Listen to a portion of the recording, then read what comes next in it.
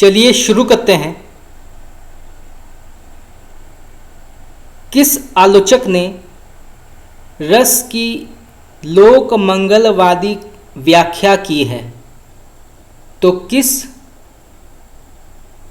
आलोचक ने रस की लोक मंगलवादी व्याख्या की है?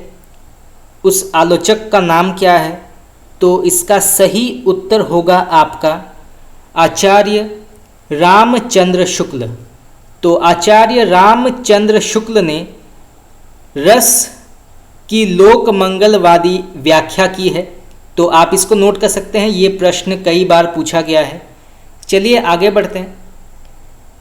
किस आलोचक ने कामायनी को मानव चेतना के विकास का महाकाव्य माना है? तो किस आलोचक ने कामायनी को मानव चेतना के विकास का महाकाव्य माना है? तो उस आलोचक का नाम क्या है? तो इसका सही उत्तर होगा आपका डॉक्टर नगेंद्र। तो डॉक्टर नगेंद्र ने कामायनी को मानव चेतना के विकास का महाकाव्य माना है। तो आप इसको नोट कर सकते हैं, ये प्रश्न भी कई बार पूछा गया है। चलिए आगे बढ़ते हैं। किस आलोचक ने रामविलास शर्मा को हिंदी आलोचना का परशुराम कहा है? तो किस आलोचक ने रामविलास शर्मा को हिंदी आलोचना का परशुराम कहा है? उस आलोचक का नाम क्या है? तो इसका सही उत्तर होगा आपका विजयदेव नारायण शाही। तो विजयदेव नारायण शाही जो हैं, इन्होंने रामविलास शर्मा को हिंदी आलोचना का परशुराम कहा है। तो आप इसको नोट कर सकते हैं, ये प्रश्न भी कई बार पूछा गया है। चलिए आगे बढ़ते हैं। यहाँ पर एक पंक्ति दी गई है, तो बताना है इस पंक्ति के लेखक का नाम क्या है। अत्यंत ही प्रसिद्ध पंक्ति है, कई बार ये पंक्ति जो है विभिन्न प्रकार के प्रतियोगी परीक्षाओं में पूछा गया है। तो आप इसको नोट कर सकते हैं। तो सबसे पहले पंक्ति पढ़ते हैं। शब्द किस तरह कविता बनाते हैं इसे देखो, अक्षरों के बीच गिरे हुए आदमी को देखो। तो ये पंक्ति किसकी मानी जाती है? तो फिर से पढ़ते हैं। शब्द किस तरह कविता बनाते हैं इसे देखो, अक्षरों के बीच गिरे हुए आदमी को देखो। तो इस प्रसिद्ध पंक्ति के लेखक का नाम क्या है? तो इसका सही उत्तर होगा आपका धूमिल। तो धूमिल इसके लेखक माने जाते हैं। तो आप इसको नोट कर सकते हैं। चलिए आगे बढ़ते हैं। यहाँ पे प्रश्न पूछा गया है, भाषा को थूकते हुए सारी घृणा के साथ अंत में कहूँगा, सिर्फ इतना कहूँगा, हाँ हाँ मैं कवि हूँ, कवि यानी भाषा में भदेश हूँ। तो ये प्रसिद्ध पंक्ति किसकी मानी जाती है? तो फिर से पढ़ते हैं। भाषा को थूकते हुए सारी घृणा के साथ अंत में कहूँगा, सिर्फ इतना कहूँगा, हाँ हाँ मैं कवि हूँ, कवि यानी भाषा में भदेश हूँ। तो ये पंक्ति किस लेखक की मानी जाती है? तो इसका सही उत्तर होगा आपका धूमिल। तो धूमिल इस पंक्ति के लेखक माने जाते हैं। तो आप इसको नोट कर सकते हैं। चलिए आगे बढ़ते हैं। मुक्ति बोध की कामायनी संबंधी विवेचना सबसे पहले कब प्रकाशित हुई थी? तो मुक्ति बोध की कामायनी संबंधी विवेचना सबसे पहले कब प्रकाशित हुई थी? तो इसका सही उत्तर होगा आपका सबसे पहले ये प्रकाशित हुई थी हंस के अक्टूबर 1945 और सितंबर 1946 में कामायनी कुछ नए विचार शीर्षक से 3 खंडों में प्रकाशित हुई थी। तो यहाँ से कई प्रकार के प्रश्न आ सकते हैं। तो आप इसको नोट कर सकते हैं। चलिए आगे बढ़ते हैं। आलोचक और समीक्षाएं किसकी कृति मानी जाती है? तो आलोचक और समीक्षाएं किसकी कृति मानी जाती है? इसके लेखक का नाम क्या है? तो इसका सही उत्तर होगा आपका सत्य प्रकाश मिश्र। चलिए आगे बढ़ते हैं। महाबली का पतन इतिहास रचना और शाही की आलोचना दृष्टि। आलोचक रामविलास शर्मा। बहुचर्चित आलोचनात्मक लेख किसका माना जाता है? तो महाबली का पतन। इतिहास रचना और शाही की आलोचना दृष्टि। आलोचक रामविलास शर्मा। बहुचर्चित आलोचनात्मक लेख किसका माना जाता है? इसके लेखक का नाम क्या है? तो इसका सही उत्तर होगा आपका सत्यप्रकाश मिश्र। चलिए आगे बढ़ते हैं। यहाँ पे प्रश्न पूछा गया है, दुनिया की सबसे हसीन औरत कहानी संग्रह किसका माना जाता है?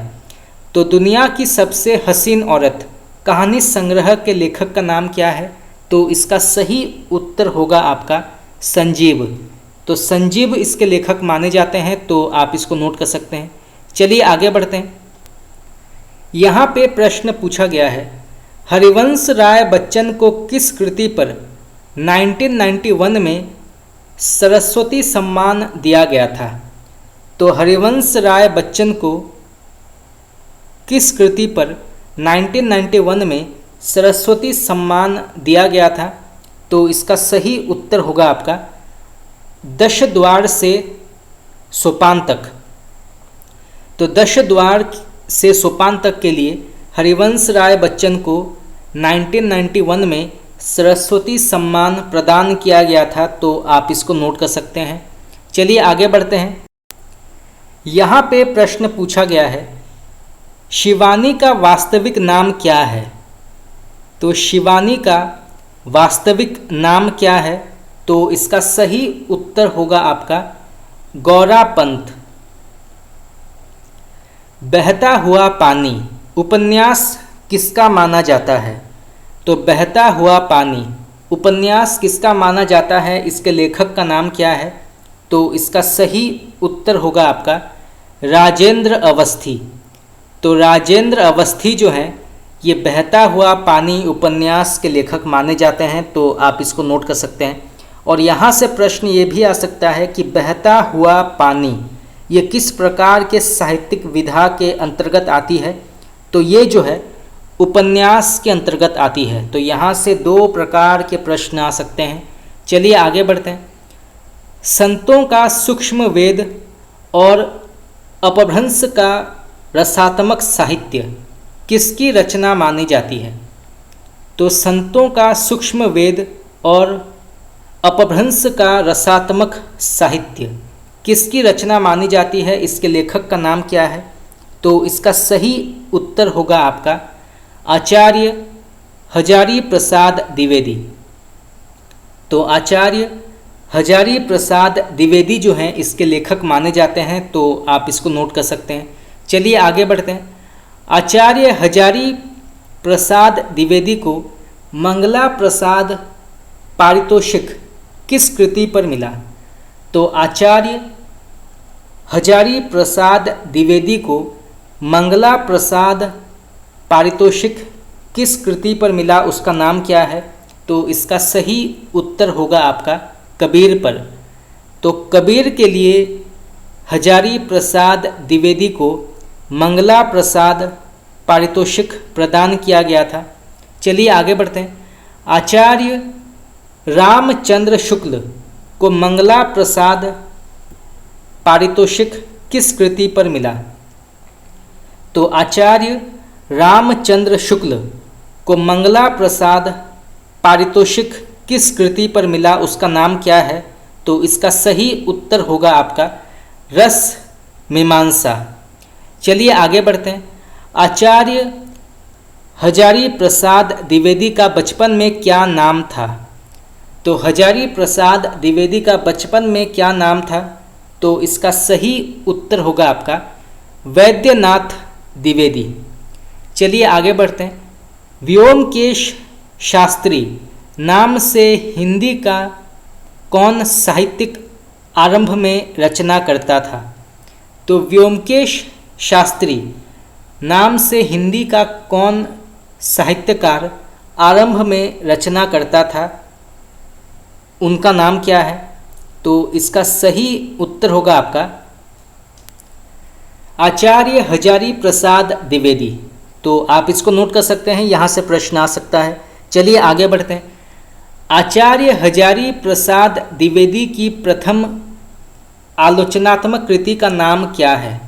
तो आचार्य हजारी प्रसाद द्विवेदी की पहली आलोचनात्मक कृति का नाम क्या है? तो इसका सही उत्तर होगा आपका सूर साहित्य, जो लिखा गया था 1936 में। तो सूर साहित्य जो है ये हजारी प्रसाद द्विवेदी की पहली आलोचनात्मक कृति मानी जाती है। तो आप इसको नोट कर सकते हैं। चलिए आगे बढ़ते हैं। वियोगी हरि को मंगला प्रसाद पारितोषिक किस कृति पर मिला? तो वियोगी हरि को मंगला प्रसाद पारितोषिक किस कृति पर मिला, उसका नाम क्या है? तो इसका सही उत्तर होगा आपका वीर सतसई। चलिए आगे बढ़ते हैं। हरिओध को मंगला प्रसाद पारितोषिक किस कृति पर मिला? तो हरिओध को मंगला प्रसाद पारितोषिक किस कृति पर मिला, उसका नाम क्या है? तो इसका सही उत्तर होगा आपका प्रिय प्रवास। तो प्रिय प्रवास के लिए हरिओध को मंगला प्रसाद पारितोषिक प्रदान किया गया था। तो आप इसको नोट कर सकते हैं। चलिए आगे बढ़ते हैं। जयशंकर प्रसाद को मंगला प्रसाद पारितोषिक किस कृति पर मिला? तो प्रसाद को मंगला प्रसाद पारितोषिक किस कृति पर मिला, उसका नाम क्या है? तो इसका सही उत्तर होगा आपका कामायनी। चलिए आगे बढ़ते हैं। अपने युग में किस कवि को कवि सम्राट कहा जाता था? तो अपने युग में किस कवि को कवि सम्राट कहा जाता था? तो इसका सही उत्तर होगा आपका अयोध्या सिंह उपाध्याय हरिओध। तो अयोध्या सिंह उपाध्याय हरिओध को अपने युग में कवि सम्राट कहा जाता था। तो आप इसको नोट कर सकते हैं, यहाँ से भी प्रश्न आ सकता है। चलिए आगे बढ़ते हैं। जैनेन्द्र को मंगला प्रसाद पारितोषिक किस कृति पर मिला? तो जैनेन्द्र कुमार को मंगला प्रसाद पारितोषिक किस कृति पर मिला, उसका नाम क्या है? तो इसका सही उत्तर होगा आपका परख।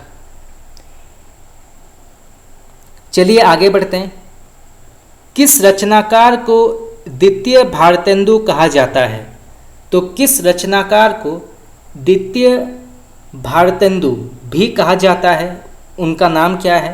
तो इसका सही उत्तर होगा आपका प्रताप नारायण मिश्र। तो प्रताप नारायण मिश्र को द्वितीय भारतेंदु भी कहा जाता है। तो आप इसको नोट कर सकते हैं। चलिए आगे बढ़ते हैं। वियोगी हरि का पूरा नाम क्या था? तो वियोगी हरि का पूरा नाम क्या था? तो इसका सही उत्तर होगा आपका हरिहर प्रसाद द्विवेदी। तो वियोगी हरि का पूरा नाम है हरिहर प्रसाद द्विवेदी। तो आप इसको नोट कर सकते हैं। चलिए आगे बढ़ते हैं। किस रचनाकार को हिंदी का शरत कहा जाता है? तो किस रचनाकार को हिंदी का शरत भी कहा जाता है? तो इसका सही उत्तर होगा आपका जैनेन्द्र कुमार। चलिए आगे बढ़ते हैं। किस रचनाकार को 20वीं सदी में वैदिक युग का मॉडल कहा गया है? तो किस रचनाकार को 20वीं सदी में वैदिक युग का मॉडल कहा गया है? तो इसका सही उत्तर होगा आपका सियाराम शरणगुप्त। चलिए आगे बढ़ते हैं। किस रचनाकार को परतंत्र भारत का वास्तविक वैतालिक कहा गया है? तो किस रचनाकार को परतंत्र भारत का वास्तविक वैतालिक कहा गया है? तो इसका सही उत्तर होगा आपका रामधारी सिंह दिनकर। तो रामधारी सिंह दिनकर को परतंत्र भारत का वास्तविक वैतालिक कहा गया है। तो आप इसको नोट कर सकते हैं।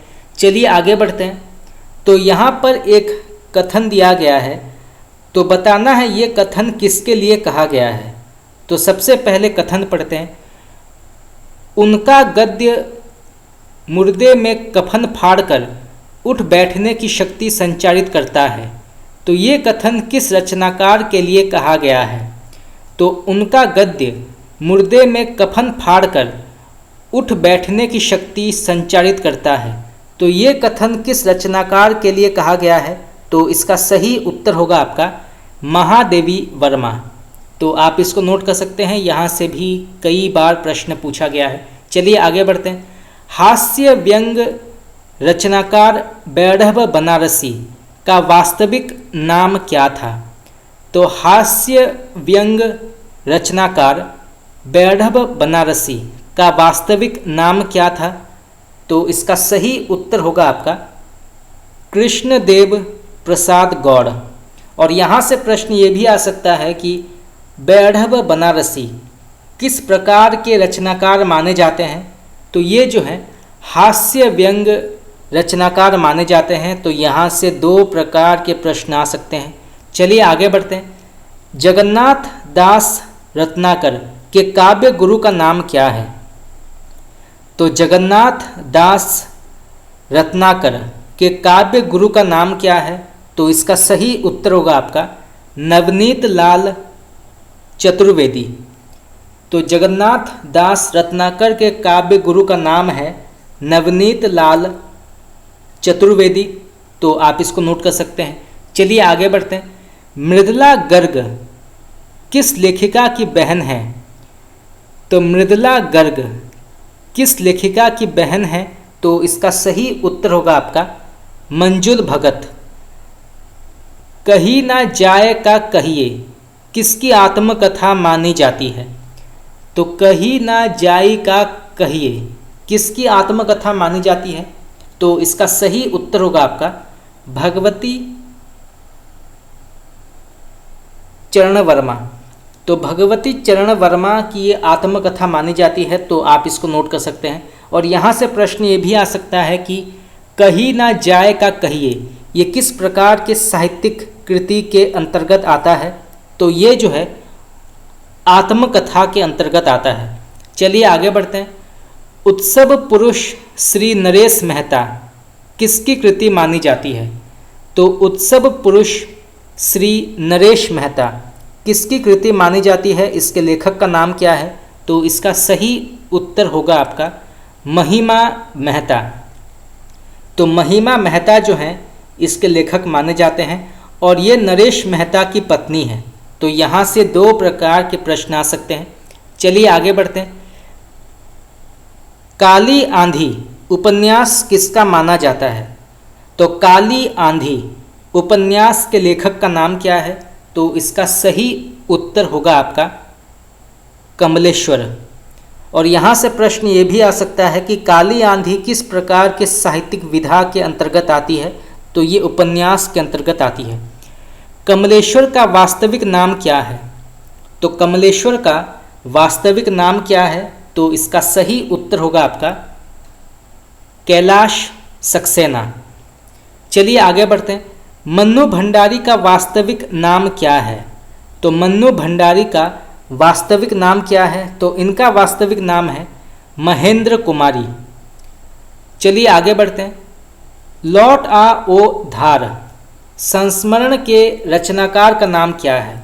तो लौट आ ओ धार संस्मरण के रचनाकार का नाम क्या है? तो इसके लेखक हैं दूधनाथ सिंह। चलिए आगे बढ़ते हैं। आचार्य शुक्ल ने सच्चा स्वच्छंदतावाद का प्रवर्तक किसे माना है? तो आचार्य शुक्ल ने सच्चा स्वच्छंदतावाद का प्रवर्तक किसे माना है? तो इसका सही उत्तर होगा आपका श्रीधर पाठक। दद्दा के नाम से विख्यात कवि का नाम क्या है? तो दद्दा के नाम से विख्यात कवि का नाम क्या है? तो इसका सही उत्तर होगा आपका मैथिली शरण गुप्त। तो दद्दा के नाम से मैथिली शरण गुप्त जो हैं ये विख्यात हैं। तो आप इसको नोट कर सकते हैं। चलिए आगे बढ़ते हैं। संपूर्ण गांधी वाङ्मय का संपादन किसने किया है? तो संपूर्ण गांधी वाङ्मय का संपादन किसने किया है? तो इसका सही उत्तर होगा आपका भवानी प्रसाद मिश्र। चलिए आगे बढ़ते हैं। हिंदी साहित्य के लिए पहले भारतीय ज्ञानपीठ पुरस्कार किसे मिला था? तो हिंदी साहित्य के लिए पहले भारतीय ज्ञानपीठ पुरस्कार किसे मिला था? तो इसका सही उत्तर होगा आपका सुमित्रा नंदन पंत, चिदम्बरा के लिए। चलिए आगे बढ़ते हैं। मैथिली शरण गुप्त को उनकी किस कृति पर मंगला प्रसाद पारितोषिक मिला था? तो गुप्त जी को उनकी किस कृति पर मंगला प्रसाद पारितोषिक प्रदान किया गया था? तो इसका सही उत्तर होगा आपका साकेत पर। चलिए आगे बढ़ते हैं। सन 1940 में हिंदी का कौन सा प्रसिद्ध कथाकार सिनेरियो लेखक के रूप में बम्बई पहुंचा? तो सन 1940 में हिंदी का कौन प्रसिद्ध कथाकार सिनेरियो लेखक के रूप में बम्बई पहुंचा? तो इसका सही उत्तर होगा आपका अमृत लाल नागर। चलिए आगे बढ़ते हैं। काका काले लकर का पूरा नाम क्या था? तो काका काले लकर का पूरा नाम क्या है? तो इसका सही उत्तर होगा आपका दत्तात्रेय बालकृष्ण काले लकर। तो काका काले लकर का पूरा नाम है दत्तात्रेय बालकृष्ण काले लकर। तो यहाँ से प्रश्न आ सकता है, तो आप इसको नोट कर सकते हैं। चलिए आगे बढ़ते हैं। यहाँ पे प्रश्न पूछा गया है, पांड्य बेचैन शर्मा उग्र के किस उपन्यास की निंदा करते हुए महात्मा गांधी को पत्र लिखा गया? तो पांड्य बेचैन शर्मा उग्र के किस उपन्यास की निंदा करते हुए महात्मा गांधी को पत्र लिखा गया था? तो इसका सही उत्तर होगा आपका चॉकलेट। काका काले लकर मूलतः किस भाषा के लेखक थे? तो काका काले लकर मूलतः किस भाषा के लेखक थे? तो इसका सही उत्तर होगा आपका मराठी लेखक। चलिए आगे बढ़ते हैं। चर्चित निबंध होली की ठिठोली का अप्रैल फूल के रचनाकार का नाम क्या है? तो चर्चित निबंध होली की ठिठोली का अप्रैल फूल के रचनाकार का नाम क्या है? ये प्रश्न कई बार पूछा गया है, तो आप इसको नोट कर सकते हैं। तो इसका सही उत्तर होगा आपका चंद्रधर शर्मा गुलेरी। तो चंद्रधर शर्मा गुलेरी जो है ये होली की ठिठोली का अप्रैल फूल निबंध के लेखक माने जाते हैं, तो आप इसको नोट कर सकते हैं। चलिए आगे बढ़ते हैं। सबसे पहले हिंदी के किस कथाकार को साहित्य अकादमी पुरस्कार मिला था? तो सबसे पहले हिंदी के किस कथाकार को साहित्य अकादमी पुरस्कार मिला था? तो इसका सही उत्तर होगा आपका भगवती चरण वर्मा। तो भगवती चरण वर्मा को सबसे पहले हिंदी के कथाकार के रूप में साहित्य अकादमी पुरस्कार प्रदान किया गया था, तो आप इसको नोट कर सकते हैं। और ये मिला था भूले बिसरे चित्र के लिए। तो यहाँ से दो प्रकार के प्रश्न आ सकते हैं। चलिए आगे बढ़ते हैं। धर्मवीर भारती को किस कृति पर व्यास सम्मान प्रदान किया गया था? तो धर्मवीर भारती को किस कृति पर व्यास सम्मान प्रदान किया गया था? तो इसका सही उत्तर होगा आपका सपना अभी भी। चलिए आगे बढ़ते हैं। नरेश मेहता को भारतीय ज्ञानपीठ पुरस्कार किस कृति पर मिला? तो नरेश मेहता को भारतीय ज्ञानपीठ पुरस्कार किस कृति पर मिला, उसका नाम क्या है? तो इसका सही उत्तर होगा आपका संपूर्ण साहित्य पर। सबसे पहले भारत भारती सम्मान किसे प्रदान किया गया था? तो सबसे पहले भारत भारती सम्मान किसे मिला था? ये प्रश्न भी कई बार पूछा गया है, तो आप इसको नोट कर सकते हैं। तो इसका सही उत्तर होगा आपका महादेवी वर्मा। चलिए आगे बढ़ते हैं। रामधारी सिंह दिनकर को किस कृति पर साहित्य अकादमी पुरस्कार मिला? तो रामधारी सिंह दिनकर को किस कृति पर साहित्य अकादमी पुरस्कार मिला था? तो इसका सही उत्तर होगा आपका संस्कृति के 4 अध्याय। तो संस्कृति के 4 अध्याय के लिए रामधारी सिंह दिनकर को साहित्य अकादमी पुरस्कार प्रदान किया गया था। तो आप इसको नोट कर सकते हैं, यहाँ से प्रश्न आ सकता है। चलिए आगे बढ़ते हैं। किस रचनाकार ने उत्तर प्रदेश हिंदी संस्थान का भारत भारती सम्मान ग्रहण नहीं किया था? तो किस रचनाकार ने उत्तर प्रदेश हिंदी संस्थान का भारत भारती सम्मान ग्रहण नहीं किया था? उस कवि का या उस लेखक का नाम क्या है? तो इसका सही उत्तर होगा आपका श्री नारायण चतुर्वेदी। तो श्री नारायण चतुर्वेदी ने उत्तर प्रदेश हिंदी संस्थान का भारत भारती सम्मान ग्रहण नहीं किया था। तो आप इसको नोट कर सकते हैं। चलिए आगे बढ़ते हैं। काशी सार्वजनिक सभा तथा कविता वर्धिनी सभा के संस्थापक कौन थे? तो काशी सार्वजनिक सभा तथा कविता वर्धिनी सभा के संस्थापक का नाम क्या है? तो इसका सही उत्तर होगा आपका भारतेंदु हरिश्चंद्र। चलिए आगे बढ़ते हैं। सरस्वती पत्रिका के संस्थापक कौन थे? तो सरस्वती पत्रिका के संस्थापक कौन थे? तो इसका सही उत्तर होगा आपका चिंतामणि घोष। तो सरस्वती पत्रिका के संस्थापक हैं चिंतामणि घोष। चलिए आगे बढ़ते हैं। बेताब चरित्र किसकी आत्मकथा मानी जाती है? तो बेताब चरित्र किसकी आत्मकथा मानी जाती है? इसके लेखक का नाम क्या है? तो इसका सही उत्तर होगा आपका नारायण प्रसाद बेताब। तो नारायण प्रसाद बेताब जो हैं ये बेताब चरित्र के लेखक माने जाते हैं। और यहाँ से प्रश्न ये भी आ सकता है कि बेताब चरित्र किस प्रकार के साहित्यिक विधा के अंतर्गत आती है? तो ये जो है आत्मकथा के अंतर्गत आती है। चलिए आगे बढ़ते हैं। कुछ आंसू कुछ फूल किसकी आत्मकथा मानी जाती है? तो कुछ आंसू कुछ फूल किसकी आत्मकथा मानी जाती है? इसके लेखक का नाम क्या है? तो इसका सही उत्तर होगा आपका जयशंकर सुंदरी। चलिए आगे बढ़ते हैं। महात्मा गांधी हिंदी साहित्य सम्मेलन के सभापति कब बने? तो महात्मा गांधी हिंदी साहित्य सम्मेलन के सभापति कब बने?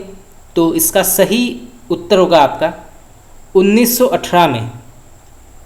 तो 1918 में महात्मा गांधी हिंदी साहित्य सम्मेलन के सभापति बने। तो आप इसको नोट कर सकते हैं, ये प्रश्न भी कई बार पूछा गया है। चलिए आगे बढ़ते हैं। परिमल किसकी संस्थान है? तो परिमल किसकी संस्थान है?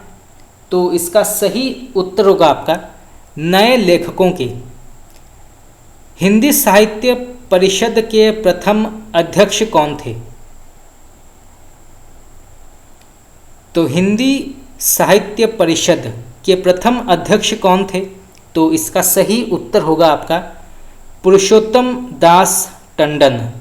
चलिए आगे बढ़ते हैं। साहित्य अकादमी की स्थापना कब हुई थी? तो साहित्य अकादमी की स्थापना कब हुई थी? तो इसका सही उत्तर होगा आपका 1954 में नई दिल्ली में सबसे पहले साहित्य अकादमी की स्थापना हुई थी। तो आप इसको नोट कर सकते हैं। चलिए आगे बढ़ते हैं। साहित्य अकादमी पुरस्कार कितनी भाषाओं के लिए दिया जाता है? तो साहित्य अकादमी पुरस्कार कितनी भाषाओं के लिए दिया जाता है? तो इसका सही उत्तर होगा आपका 22 भाषाओं में रचनात्मक लेखन के लिए साहित्य अकादमी पुरस्कार प्रदान किया जाता है। तो आप इसको नोट कर सकते हैं। चलिए आगे बढ़ते हैं। साहित्य अकादमी के 4 कार्यालय कहाँ पर हैं? तो साहित्य अकादमी के 4 कार्यालय कहाँ पर हैं? तो इसका सही उत्तर होगा आपका कलकत्ता, मुंबई, बेंगलोर और चेन्नई। तो साहित्य अकादमी के 4 कार्यालय जो हैं वो कलकत्ता, मुंबई, बेंगलोर और चेन्नई में उपस्थित हैं। तो आप इसको नोट कर सकते हैं, यहाँ से प्रश्न आ सकता है। चलिए आगे बढ़ते हैं। साहित्य अकादमी के पहले अध्यक्ष कौन थे? तो साहित्य अकादमी के पहले अध्यक्ष कौन थे? तो इसका सही उत्तर होगा आपका जवाहरलाल नेहरू।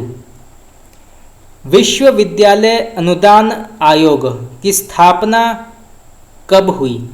तो विश्वविद्यालय अनुदान आयोग की स्थापना कब हुई? तो इसका सही उत्तर होगा आपका 1956 में। चलिए आगे बढ़ते हैं।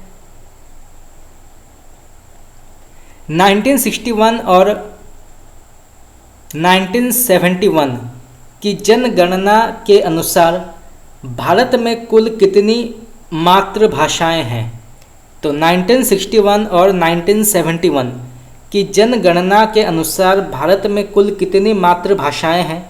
तो इसका सही उत्तर होगा आपका 1652, 1652।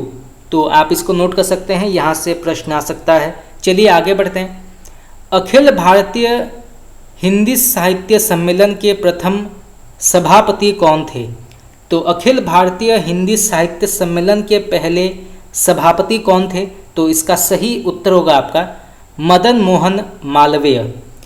हिंदी के प्रचार प्रसार के लिए इलाहाबाद में साहित्यकार संसद की स्थापना किसने किया था? तो हिंदी के प्रचार प्रसार के लिए इलाहाबाद में साहित्यकार संसद की स्थापना किसने किया था? तो इसका सही उत्तर होगा आपका महादेवी वर्मा ने किया था। ये प्रश्न भी कई बार पूछा गया है, तो आप इसको नोट कर सकते हैं। और यहाँ से प्रश्न ये भी आ सकता है कि साहित्यकार संसद ये कहाँ पर स्थित है? तो ये स्थित है इलाहाबाद में। तो यहाँ से दो प्रकार के प्रश्न आ सकते हैं। पत्थर के नीचे दबे हुए हाथ किसकी कृति मानी जाती है? तो पत्थर के नीचे दबे हुए हाथ किसकी कृति मानी जाती है? तो इसका सही उत्तर होगा आपका राजकमल चौधरी। दूब धान तथा अन्य कहानियाँ किसकी कृति मानी जाती है? तो दूब धान तथा अन्य कहानियाँ किसकी कृति मानी जाती है? तो इसका सही उत्तर होगा आपका उषा किरण खान। कब्र तथा अन्य कहानियाँ किसकी कृति मानी जाती है? तो कब्र तथा अन्य कहानियाँ किसकी कृति मानी जाती है? इसके लेखक का नाम क्या है? तो इसके लेखक माने जाते हैं राजकुमार गौतम। चलिए आगे बढ़ते हैं। हे प्रभु अन्नदाता ज्ञान हमको दीजिए प्रसिद्ध प्रार्थना के लेखक का नाम क्या है? तो हे प्रभु अन्नदाता ज्ञान हमको दीजिए प्रसिद्ध प्रार्थना के लेखक का नाम क्या है? तो इसका सही उत्तर होगा आपका राम नरेश त्रिपाठी। चलिए आगे बढ़ते हैं। अष्टावक्र नाम से आज में राष्ट्रीय कहानियाँ कौन रचनाकार लिखता था? तो अष्टावक्र नाम से आज में राष्ट्रीय कहानियाँ कौन रचनाकार लिखता था? तो इसका सही उत्तर होगा आपका पांड्य बेचैन शर्मा उग्र। हाथी की फांसी कहानी के लेखक का नाम क्या है? ये प्रश्न भी कई बार पूछा गया है, तो आप इसको नोट कर सकते हैं। तो हाथी की फांसी कहानी के लेखक का नाम क्या है? तो इसका सही उत्तर होगा आपका गणेश शंकर विद्यार्थी। धूमिल का वास्तविक नाम क्या था? तो धूमिल का वास्तविक नाम क्या था? तो इसका सही उत्तर होगा आपका सुदामा पांडेय। चलिए आगे बढ़ते हैं। अज्ञेय का पूरा नाम क्या था? तो अज्ञेय का पूरा नाम क्या था? तो इसका सही उत्तर होगा आपका सच्चिदानंद हीरानंद वासनायन। तो यहाँ से प्रश्न आ सकता है, तो आप इसको नोट कर सकते हैं। चलिए आगे बढ़ते हैं। राहुल सांस्कृतायन के बचपन का नाम क्या था? तो राहुल सांस्कृतायन के बचपन का नाम क्या था? तो इसका सही उत्तर होगा आपका केदारनाथ द्विवेदी। सूर्यकांत निराला के बचपन का नाम क्या था? तो सूर्यकांत निराला के बचपन का नाम क्या था? तो इनका नाम था सूर्य कुमार। चलिए आगे बढ़ते हैं। जयतु जयतु धुमक्कड़ पंथा और चरती भकवे किस रचनाकार का उद्घोष और मूल मंत्र माना जाता है? तो जयतु जयतु घुमक्कड़ पंथा और चरती भकवे किस रचनाकार का उद्घोष और मूल मंत्र माना जाता है? तो इसका सही उत्तर होगा आपका राहुल सांस्कृतायन। चलिए आगे बढ़ते हैं। गरगज सिंह वर्मा किस कवि का छद्म नाम था? तो गरगज सिंह वर्मा किस कवि का छद्म नाम था? तो इसका सही उत्तर होगा आपका निराला। गढ़ा कोला उन्नाव उत्तर प्रदेश किस प्रसिद्ध रचनाकार का जन्म स्थान है? तो गढ़ा कोला उन्नाव उत्तर प्रदेश किस प्रसिद्ध रचनाकार का जन्म स्थान था? तो इसका सही उत्तर होगा आपका निराला। चलिए आगे बढ़ते हैं। हिंदी में पहले डिलीट करने की उपाधि किसे प्राप्त हुई थी? तो हिंदी में पहले डिलीट किसने किया था? तो इसका सही उत्तर होगा आपका पीताम्बर दत्त बड़थवाल। साप्ताहिक हिंदुस्तान के चर्चित स्तंभ नेताजी कहीन के रचनाकार का नाम क्या है? तो यहाँ पर प्रश्न पूछा गया है साप्ताहिक हिंदुस्तान के चर्चित स्तंभ नेताजी कहीन के रचनाकार का नाम क्या है? तो इसका सही उत्तर होगा आपका मनोहर श्याम जोशी। चलिए आगे बढ़ते हैं। प्रसिद्ध कविता राखी की चुनौती की लेखिका का नाम क्या है? तो प्रसिद्ध कविता राखी की चुनौती की लेखिका का नाम क्या है? तो इसका सही उत्तर होगा आपका सुभद्रा कुमारी चौहान। चलिए आगे बढ़ते हैं। नाटकों में पर्दे के पीछे से दी जाने वाली सूचना को क्या कहा जाता है? तो नाटकों के पर्दे के पीछे से दी जाने वाली सूचना को क्या कहा जाता है? तो इसका सही उत्तर होगा आपका चुलिका।